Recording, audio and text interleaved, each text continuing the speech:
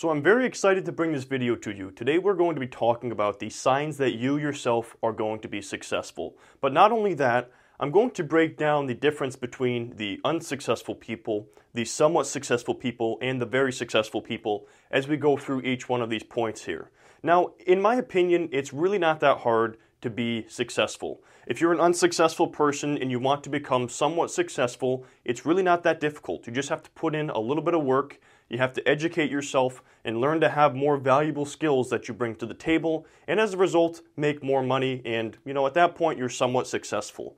But if you're someone who's trying to be very successful, it's incredibly difficult to go from someone who is somewhat successful to someone who is very successful. So my hope is by showing you guys this video and going through these 8 points, you can identify through each one of these whether you have the mindset of the unsuccessful person, the somewhat successful person, or the very successful person. And I'm going to be honest, there's a couple of these where I'm falling in the category of the somewhat successful person because I have a lot of mental blocks when it comes to these certain things. So I'm hoping to shed some light on this for you guys and also learn more myself about how I can become a very successful person and not just a somewhat average successful person. Okay, so the first one is a very big one, and this is how you react when others succeed. So when you see people around you who are being successful and they are, seeing rewards for their efforts, how you react tells a lot about whether you're going to be a very successful person, somewhat successful person, or an unsuccessful person. So a very successful person likes to see other people succeed because it motivates them to try harder themselves, and it shows that this is just an example of what they themselves can do.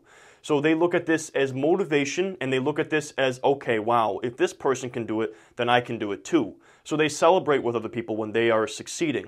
These somewhat successful people out there are usually indifferent when other people are succeeding. They're not happy, they're not sad, they're just kind of indifferent about it. They're certainly not celebrating with that person, and they may or may not be using it for motivation.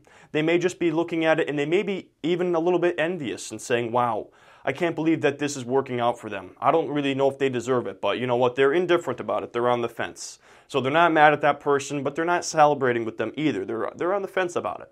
But the unsuccessful people get angry when other people are successful. They see this as an unfair advantage, and they often jump to the conclusion that the person did not put the work in. They only look at the final product of what that person brings to the table, and they determine that, okay, they didn't work hard to get what they got there. They don't deserve what they have. They are angry that that person has succeeded, and the first thing they jump to is disbelief. So they say, oh, maybe they're just faking it, or oh, maybe they just had it all handed to them. I'm sure we've all been in a situation, I know I had this problem when I was younger, I'd see people my age driving around in really nice cars. And at the time I drove a 1995 Toyota Camry. And I can remember getting pissed off seeing someone driving around in a nice car that was my age. And I would always jump to the conclusion like, wow, their parents must be really rich, must be nice. And that is the mindset of an unsuccessful person. Because the truth is, I have no idea how they made that money or got that car. Maybe their parents gave them money. Who knows? Maybe their parents died and left them money and they bought that car. I know that's really a bad way to look at it, but think about all of the possibilities that could have resulted in that young person owning a very nice vehicle. Or maybe they worked their ass off and became an Instagram sensation and they're making a ton of money off their Instagram posts. You have no idea what has led to that person's success. So if you're somebody who jumps to the conclusion that they didn't work for what they got, then you are already in the mindset of an unsuccessful person. And you need to become somebody who celebrates with the success of others because you look at them as an example of what you can do and not an exception to the rule.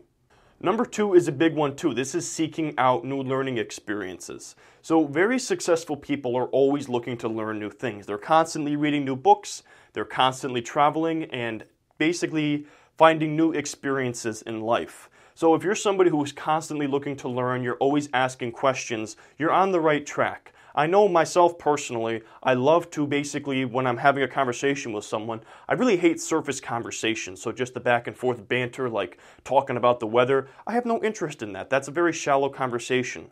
So anytime that I have a conversation with someone that I haven't seen in a while, or somebody who's new, I kind of interview them. I look at them and I'm like, what could I possibly learn from them? What could they possibly give me? Even if it's just one little thing that I remember from this conversation, how will this help me improve my life and eventually become more successful? So you should look at every single person you talk to in the world as a interview type thing where you can learn something from them and maybe teach them something as well. Now, these somewhat successful people are also indifferent about this.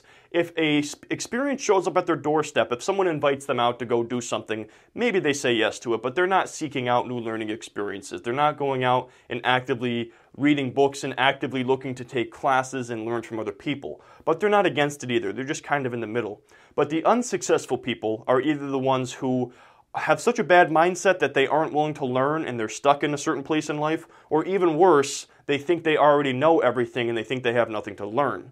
So that is the big difference between the very successful people who are actively looking to learn, who understand they don't know everything. The somewhat successful people are open to it, but they're not going out and getting it. They're just basically waiting for learning experiences to show up on their doorstep. And the unsuccessful people who believe they know everything or they just have no willingness to learn. Number 3 is a big one too. This is your work life versus your home life balance. So I'm going to start this one in reverse order. The unsuccessful people out there are more focused on their home life than their work life. They work their 8 hours a day, and the other 16 hours a day, they're not even thinking about work. They're just distracting themselves. They're going to go home, they're going to crack a beer at 7 o'clock at night, chill with the dog, and watch TV all night. That's the unsuccessful people. They have a clear barrier between their work life and their home life. Now, people who are somewhat successful do work off hours, so maybe they go home and they work on themselves for a couple hours, but they also do spend a large amount of time just relaxing and doing things that are not helping them work towards their goals or becoming more successful. Now, the very successful people, if you ask them about this, the difference between their work life and their home life, they're going to say there is no difference because they see what they're doing as a 24/7 operation. Now, I'm not saying that they always work 24/7. I'm saying there's no barrier between their work life and their home life because they see this all as just their life altogether. So they're not separating the two, and as a result, they're always thinking about their work life and their work in this world and what they're doing.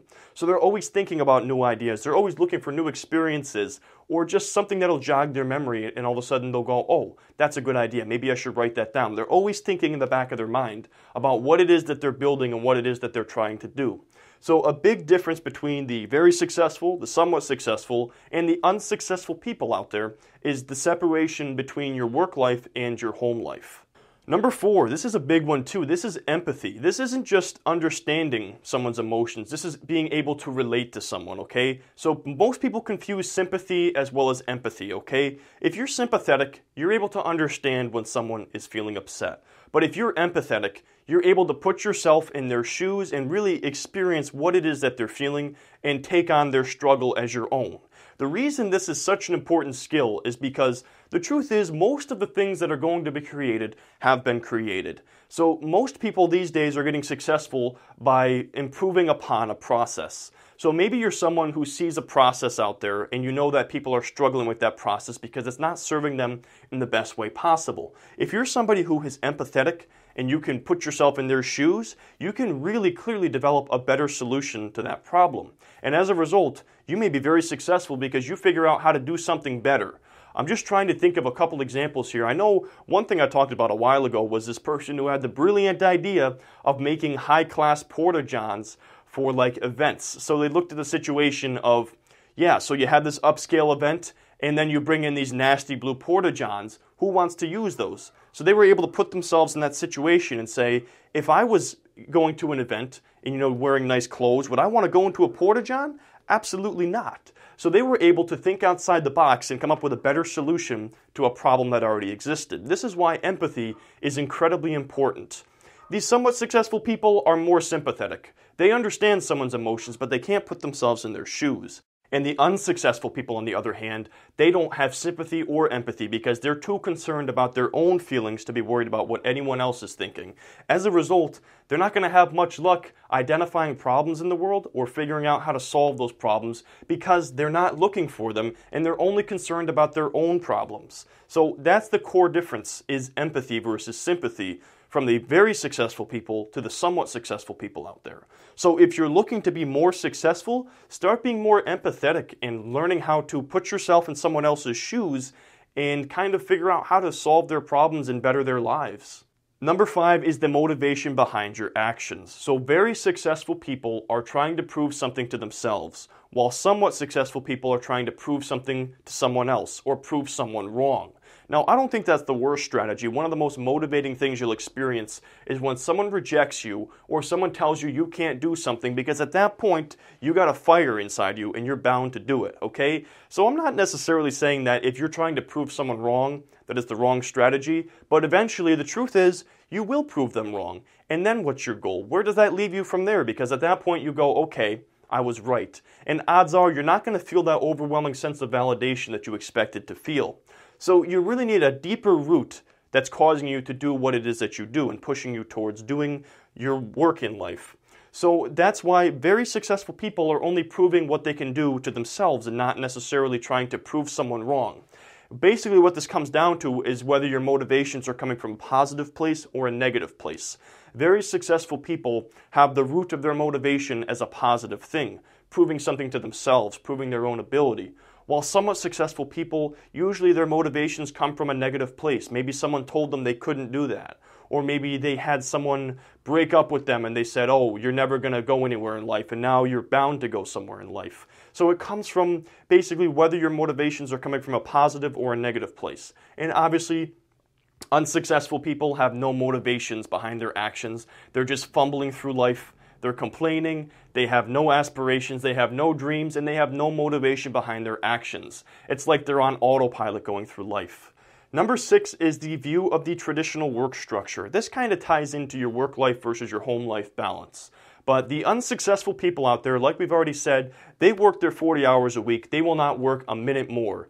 I don't care. They don't care if everything has gone to shit on Friday at 5 o'clock. They're going, oh, it's 5 o'clock right now. It's time for the weekend. I'm going to go home and get drunk. I don't care about these problems. All right, so the unsuccessful people see that as a set in stone work hour versus non-working hours, and they're not going to work no matter what when they're not scheduled to work or when they're not on the clock with that traditional work structure.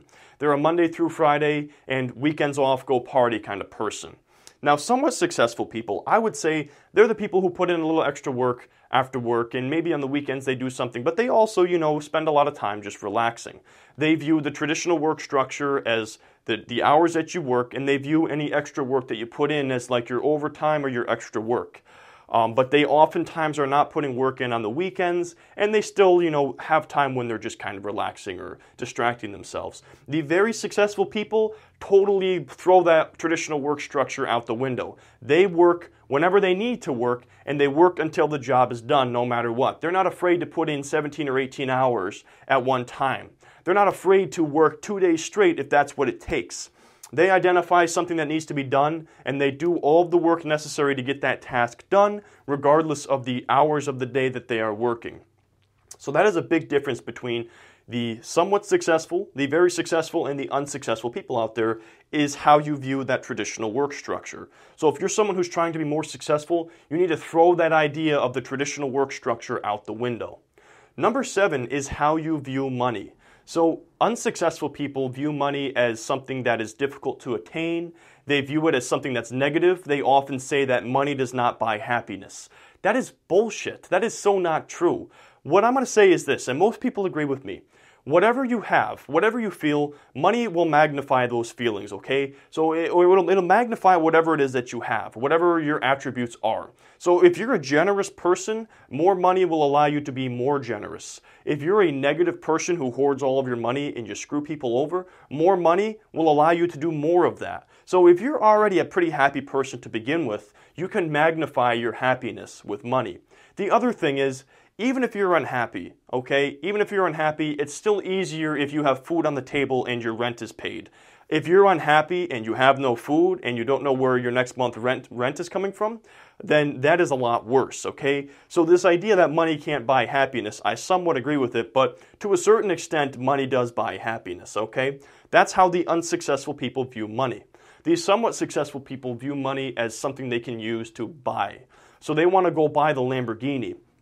They want to go buy toys. They want to basically show off the lavish lifestyle, and they want other people to be impressed by them. Now, the very successful people, they view money as a responsibility. They see this as something that they are responsible for. They see it as, okay, I have a certain amount of money here that I have to pay my employees with. They have people who are likely working underneath them. And they understand that if they make the wrong decisions with their money, if they make the wrong actions, and they're not able to pay that person, next thing you know, their employees that they care about will not have food on the table, or they won't have a stable source of income.